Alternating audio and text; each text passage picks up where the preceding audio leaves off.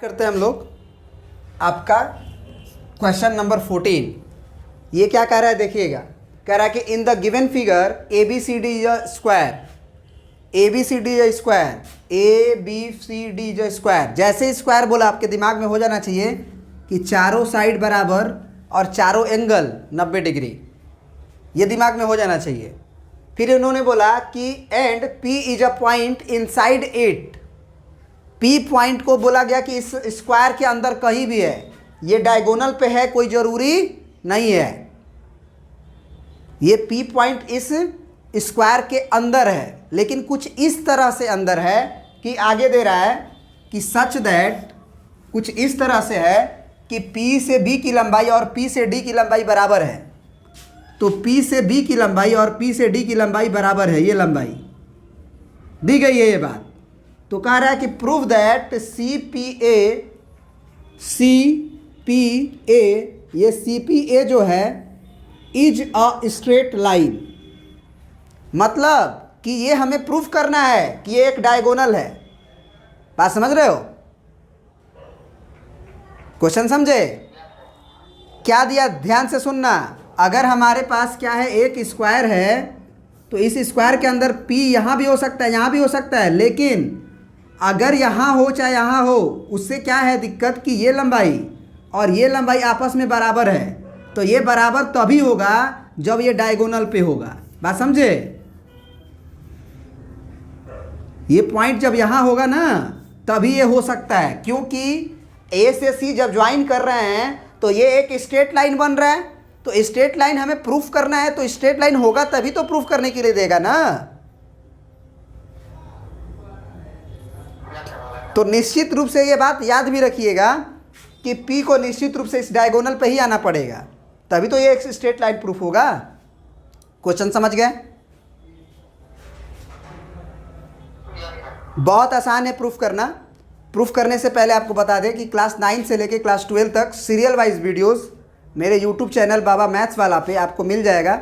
उसके लिए आपको प्लेलिस्ट में जाना होगा। हर प्लेलिस्ट में class 9th 10th 11th 12th का बनाया गया है। साथ में जो बच्चे IITs का तैयारी कर रहे हैं वो लोग भी जाके देख सकते हैं, उनका भी प्लेलिस्ट बना हुआ है जो बच्चे IITs का तैयारी कर रहे हैं, और आप उसे देख सकते हैं। चलिए तो शुरू करते हैं इस क्वेश्चन को। क्या कह रहा है, क्वेश्चन तो समझ ही गए हो।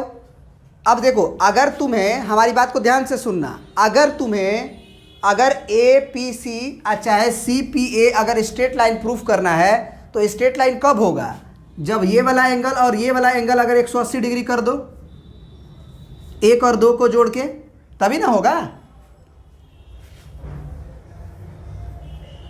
समझो बात को।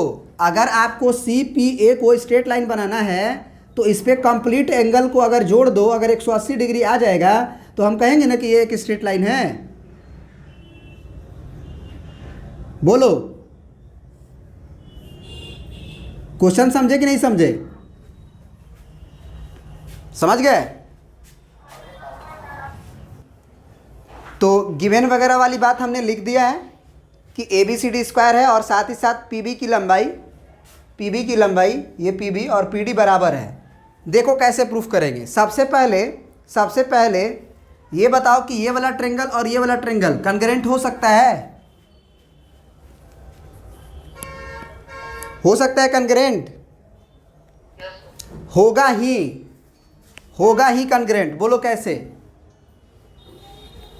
ये साइड इस साइड के बराबर दी गई है, ये वाला साइड को स्क्वायर से बराबर कर दो, ये कॉमन हो गया, तो साइड से दोनों ट्रायंगल कॉन्ग्रुएंट हो गया कि नहीं हो गया? हो गया। जैसे ही कॉन्ग्रुएंट हुआ, बताओ, 2 लाइन 3 लाइन वाले के बीच में एंगल A1 बन रहा है, तो 2 लाइन 3 लाइन वाले के बीच का एंगल ये बनेगा, ये दोनों बराबर होंगे। बोलो।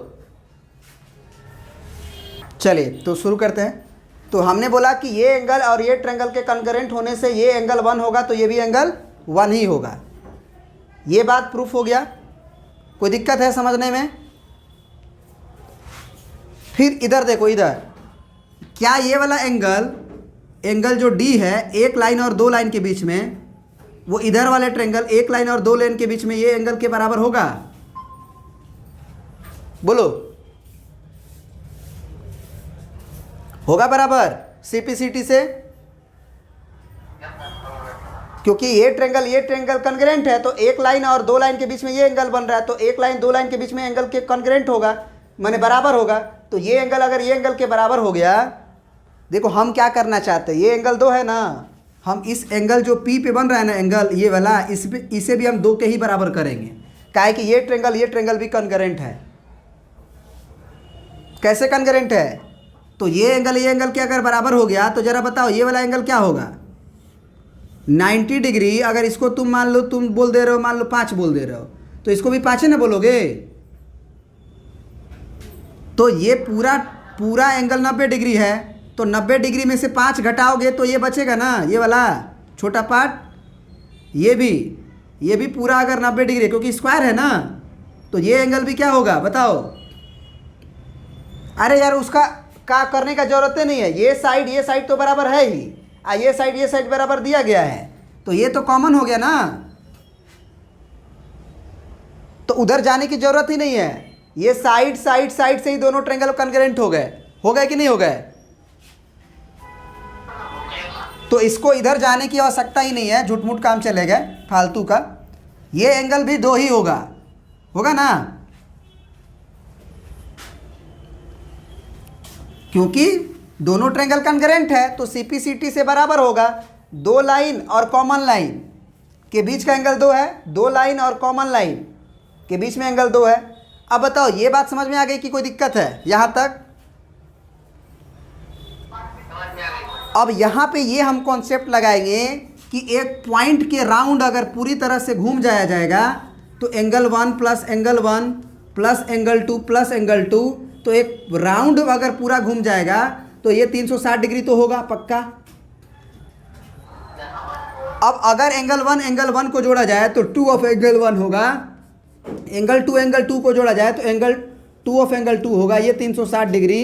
और फिर हम अगर 2 कॉमन ले लें तो ये एंगल 1 प्लस एंगल 2 हो जाएगा, और ये हो जाएगा 360 डिग्री। और बराबर के उधर जब भेज देंगे 2 को, तो एंगल 1 प्लस एंगल 2 का वैल्यू क्या हो जाएगा, 180 डिग्री।